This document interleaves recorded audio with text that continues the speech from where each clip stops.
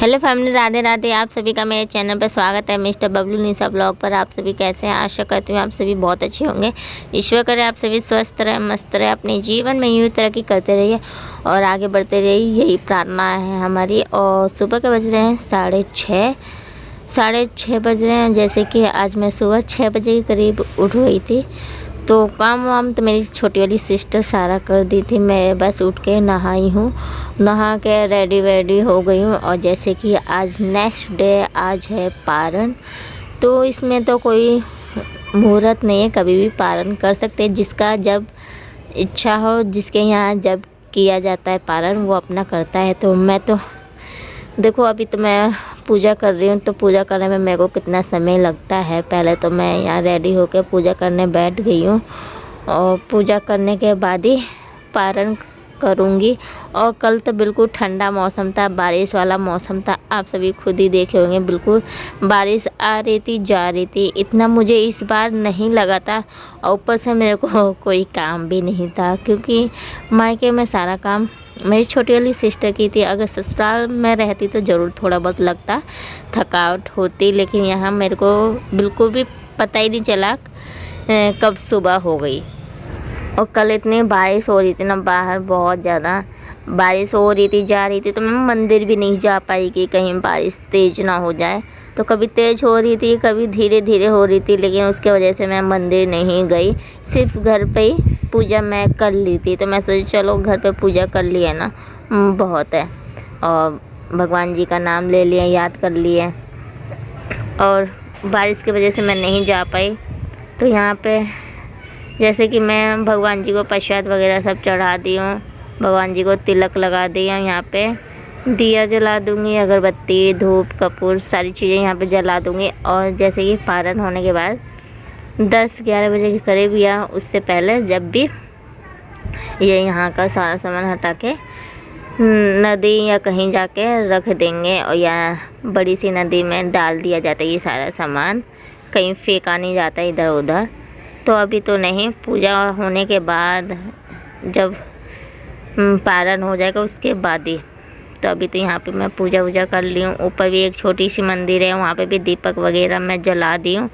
वहाँ पे भी दर्शन कर ली हूँ भगवान का। और भगवान जी से जो भी इच्छा थी वो मैंने मांग ली। और खुशी भी थी कि भगवान ने मतलब पूरे दिन पूरी रात अच्छे से मेरी बीत गई। बिल्कुल भी कुछ वो नहीं हुआ, तकलीफ़ नहीं हुई और प्यास वगैरह नहीं लगी।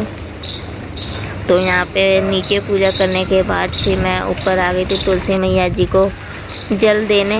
और जैसे कि मैं ऊपर आई ना, काफ़ी ज़्यादा तेज़ बारिश होने लगी थी। तो एकदम से मैं पूजा करके भागी तुरंत नीचे की ओर। और जैसे कि ये सब चीज़ें ना, नहाने से पहले छूने वाला सामान निकाल के रखा जाता है। जैसे आटा हो गया, आलू हो गया, और दक्षिणा में पैसे वगैरह हो गए। तो ये सारी चीज़ें निकाल के मैं रख दी थी। और जैसे मंदिर पे भी मैंने दक्षिणा चढ़ाया है, तो जो भी सारा सामान, फल वगैरह, प्रसाद वगैरह है, ये सारी चीज़ें पंडित जी को दिया आएगा। तो यहाँ पे जो भी छूने का सामान था, सारी छू ली हूँ। अब ये पारण का समय हो गया है। पारण मतलब कम से कम 7 या 7:30 बजे के करीब मैं की थी। तो जैसे कि ये मम्मी को मैंने बता दिया था कि ये सारी चीज़ें बना के रख देना मम्मी, क्योंकि इसी से ही पारण किया जाता है, इसी से व्रत खोला जाता है। तो जैसे कि ये जो चावल होता है, थोड़ा सा चावल लेके इसे थोड़ा सा रोस्ट करके इसे सिलवट पे पीस लेंगे। और इसी में घी मिक्स कर देंगे और चीनी, ये सारी चीज़ें मिक्स करके और गर्म पानी ले लेंगे, क्योंकि पूरे दिन पूरी रात फास्ट रखा जाता है ना। तो गर्म पानी पिया जाता है, जैसे कि अटके ना, गले में खराश ना हो। फिर भी मेरे गले में ना खराश जैसा हो गया था, अजीब सा हो रहा था मेरे गले में। तो यहाँ पे मैंने फिर अपना फास्ट खोली। और जैसे कि किसी को दवा खाना हो या कोई तकलीफ़ हो, कोई प्रॉब्लम हो, तो वो अपना रात में ही फास्ट खोल सकता है पानी पी के। लेकिन ऐसे ही पानी नहीं पिया जाता है, उसे पशु बन के, मतलब जानवर जैसे बन के, अपने गले में धागा नहीं, रस्सी बांध के और एक थाली ले लेंगे, उसी में पानी डाल लेंगे। जैसे पशु पानी पीते हैं ना, उसी तरीके से पानी पी के दवा खा सकते हैं। या जिससे सहन ना हो पाए, रह ना पाए, तो वो ऐसे करके पानी पी सकता है। तो लेकिन मैं रह गई थी क्योंकि ठंडा मौसम था और मुझे इतना पता नहीं चला।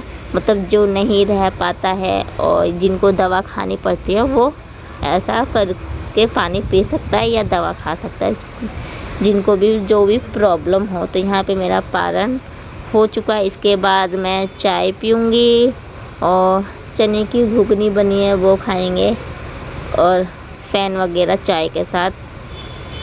बाद में सोचूंगी पकौड़ी वगैरह हम खाएंगे। अभी तो फ़िलहाल मैं यही बोली थी सिस्टर को बनाने के लिए। तो यहाँ पे घुगनी भी बन चुकी है, काले वाले जो चने होती है इसकी घुगनी मेरे को बहुत ज़्यादा पसंद है। किस किस को पसंद है ज़रूर बताइएगा। यहाँ पे 2 फ़ैन ले ली हूँ मैं और थोड़ी सी चाय। मेरे को चाय ज़्यादा नहीं पसंद है लेकिन मैंने थोड़ी सी चाय ले ली हूँ।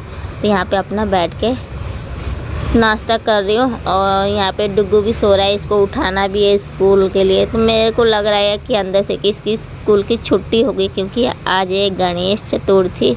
तो आप सभी को मेरी तरफ से गणेश चतुर्थी की बहुत बहुत शुभकामनाएं और खुश रहिए आप सभी लोग। और किसके यहाँ गणेश चतुर्थी मनाया जाता है? हमारे यहाँ तो नहीं मनाया जाता है लेकिन हमारे फ्रेंड के घर मनाया जाता है। तो वहाँ हम जाएंगे तो आप सभी के साथ कुछ क्लिप ज़रूर शेयर करूँगी मैं। तो यहाँ पे मेरा पारण होने के बाद कुछ देर आधे 1 घंटे के बाद जो भी यहाँ पे सामान चढ़ाई थी सारा सामान मैं उठा ली हूँ, एक पन्नी में रख दी हूँ।